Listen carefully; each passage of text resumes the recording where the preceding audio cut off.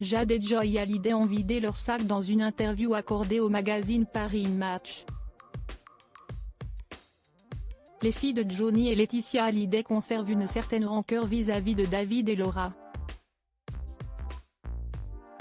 La famille s'est brisée en plusieurs morceaux le jour où Johnny Hallyday est mort, le 5 décembre 2017. Pour les Français, la nouvelle a été difficile à accepter. Mais pour ses proches, ce fut un véritable cataclysme. Pour diverses raisons d'héritage, de localisation de la sépulture, de non-dits et de conflits immémoriaux, David Hallyday et Laura Smith se sont complètement désolidarisés du reste du clan. Chose que leur petite sœur, Jade et Joy Hallyday, semblent avoir encore en travers de la gorge. Elles ne s'étaient jamais exprimées à ce sujet et pour cause. En 2017, quand elles ont perdu leur papa, Jade et Joy Hallyday avaient 13 et 9 ans, elles en ont aujourd'hui 19 et 15.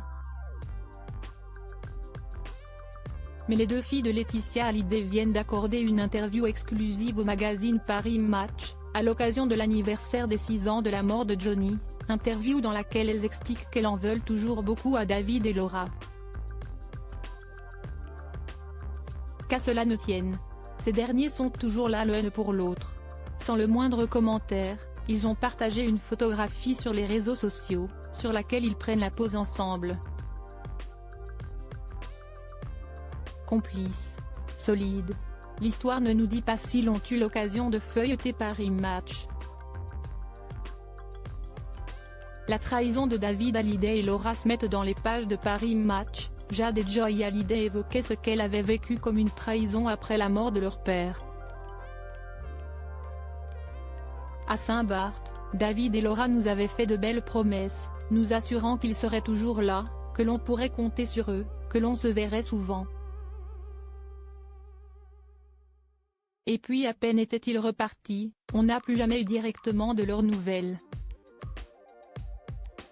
Je l'ai vécu comme un abandon, raconte Jade Hallyday. Après la disparition de papa, on a cru qu'on aurait un lien plus fort, que ça allait tous nous rapprocher, ajoute sa sœur Joy. Comment peut-on se comporter ainsi quand on est censé faire partie de la même famille? Même si je suis passée à autre chose, je n'oublierai jamais ce qu'ils ont fait.